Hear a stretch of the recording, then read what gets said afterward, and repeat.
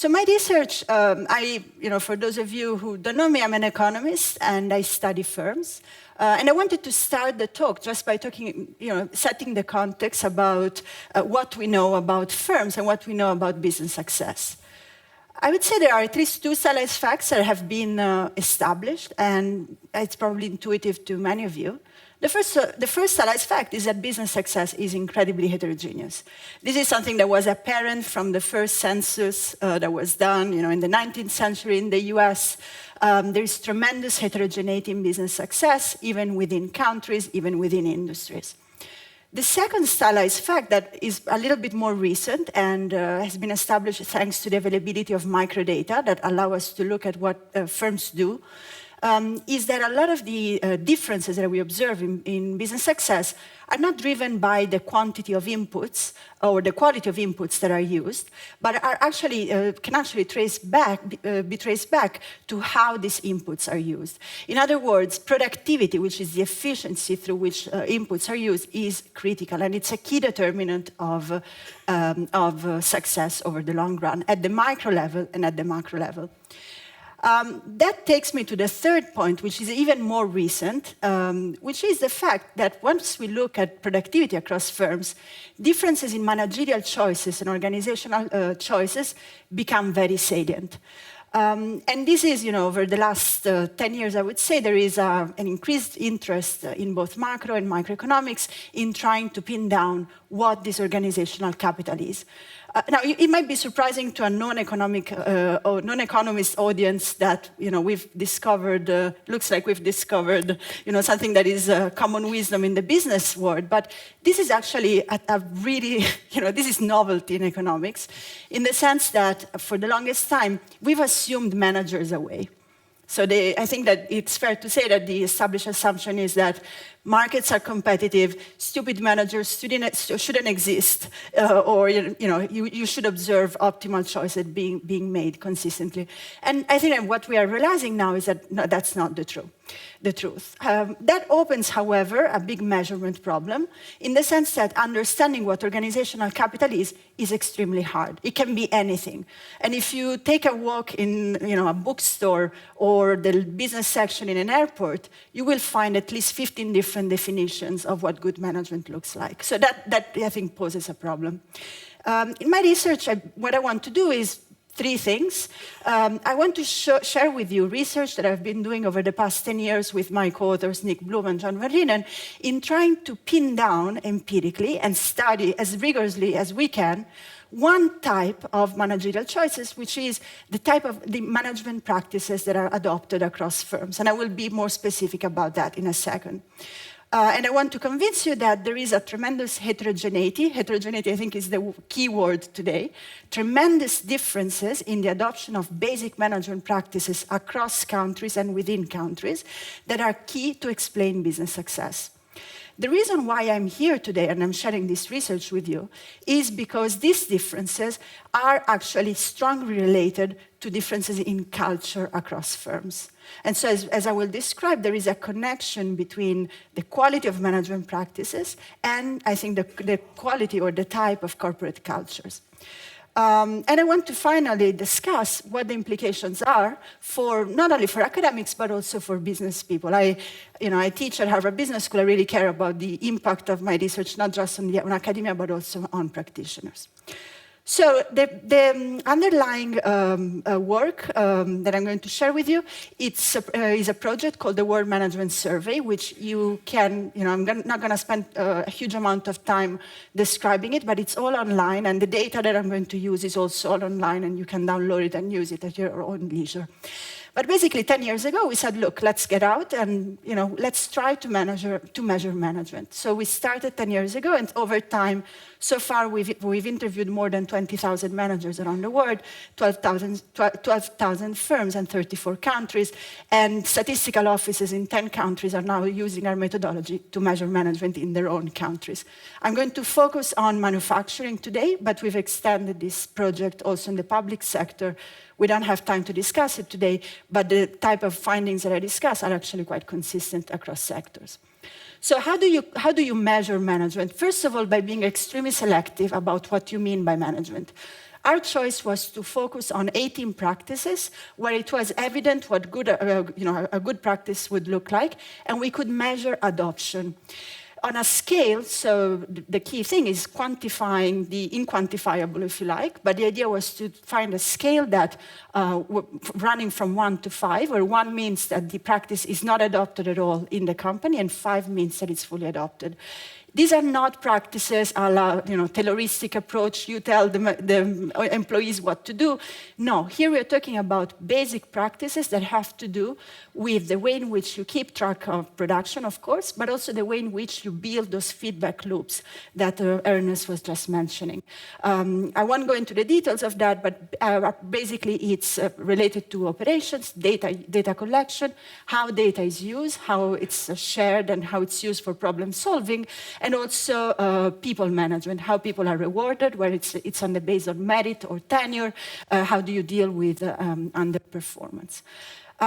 We collect this data through phone interviews. So we talk with middle managers over the phone for about 45 minutes. There's a reason why we go for middle managers. They are in touch with reality. CEOs are a little bit over-optimistic about what happens in their firms. So we try to get good data. And we do a double-blind, we use a double-blind methodology, meaning that we don't tell the managers when we talk to them that we are scoring their answers. And the interviewers don't know what the company is. These are typically small and medium companies. They may belong to multinationals, but they're not super well known. So we want to reduce biases on both ends. Everything was run through us. So we centralized the data collection, ran it from the London School of Economics, but did everything in-house. You might wonder, why do firms participate? We had a 50% response rate, which is quite high. And I think it's basically because nobody ever calls middle managers. Maybe that's one reason. But we also had strong endorsement, and we actually recruited good people to go after the data. And if you see lines on my face, that's because these people were typically MBAs, which, as you know, are kind of hard to manage. But anyway, so that's it. At the end of all this, you get a score for each firm that ranges between 1 and 5. And there are different ways in which you can look at the data. One of the most obvious things you can do is cut the data at the country level. We've seen a lot of country graphs today. This is a graph that shows, according to our methodology, the differences in management across countries. This graph makes French people very angry because they are below Great Britain. But what you see is, I think, quite intuitive in the sense that you see that there are differences between developed and developing economies, right? There are differences within developed economies. You can look at Greece and Spain, for example, relative to Italy. Now, that makes me happy because I'm Italian. But you can see that there are strong differences across countries that correlate with economic development. To me, however, the most interesting piece of this research is once you look at the data and really you see the heterogeneity within countries. This is a graph that just plots these scores across the countries that we have in our sample. I see this graph as telling us something that is quite valuable. You can take the United States, which was at the top of the ranking I just showed you, on average, very well-managed firms. And you can see, however, that even within the United States, there is a distribution of scores. There are some badly run firms, and there are some well-run firms. Now, you take India here, which was actually quite at the bottom of in the lower part of the distribution. And what I find incredibly inspiring from this data, I'm an economist, I get excited about data, but it's the fact that even within India, you can see there are certain firms that are as well managed as US firms. So this idea that country determines, this fatalistic idea that country determines performance, I think it's really important to show that there are very large differences even within countries. 60% of the variation in our data is actually within countries.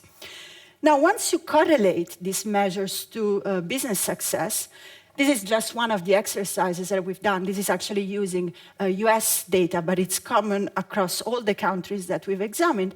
You can actually see that the quality of management practices correlates not only with productivity, but also with profitability, growth, survival, and so forth. Now, this is great in a sense because it validates the data, but at the same time, it's also interesting because it's a puzzle. What we measure here are probably practices that you would indeed find in a business section in the airport, right? This is common sense. Economists understand them, which is not being exposed to business, but these are common sense practices. They are correlated with financial success. Why do we observe variation, right? That's the puzzle. Now, I think in our research, we've looked at different factors. It's clear that there is something related to the level of skills in the population, which matter for adoption. It's something that is related to the level of competition in the economy, which matters for selection and incentives. But here, what I want to suggest is that I think there is a fundamental role here played also by corporate culture, and in particular, trust. What I put here is a sentence that comes from Bob Gibbons and Rebecca Henderson, who are pioneering, I think, a series of really interesting papers looking at the importance of trust-based agreements. They call them relational contracts for business success. And so what they say, I think it's actually very consistent with what Ernst was saying before, meaning that the adoption of management practices, even though they are often seen as levers that you can click on and off, are actually based on incomplete contracts. It's very hard to fully specify what it means to adopt a practice in the way you want it to be adopted. Now, that incompleteness creates opportunity for confusion, for misunderstanding, for free riding. And so it's really, and they cannot be, once you can't have a formal contract, it's really important that both parties, the firm and the employees, have an idea of their roles. What are the roles? What are the rules of the game? What are the rewards? What are the punishment? And this type of rules of the game are created through these long-term trust agreements. I want to be very specific here. Those of you who have a manufacturing background might be familiar with the concept of the andon cord. Now, the andon cord is a technique that was pioneered by Toyota, through which workers on the line could signal problems to their supervisors. And so if they spot a problem on the line, they would pull the andon cord. Now, why is this effective? Because that basically allows to recognize a problem before it's too late. It allows for decentralized problem solving without having to escalate the problem up the hierarchy. Now, it turns out that something as basic as the andon cord actually requires a relational contract in order to work. Why is that the case? Well, because from the perspective of supervisors, you have to believe that the worker is going to pull the andon cord only once there is a problem, not because they want to get coffee, okay? And also because you have to believe that the worker is offering suggestions that can potentially make their job redundant, but they want to work for the common good, okay? Now, at the other end, the workers have to believe that the supervisor will reward their ability to spot problems. They want to be punished because they bring a problem to their table, which often happens in organizations. And also, they will be following the quality improvement or the suggestion that they provide without making their jobs redundant.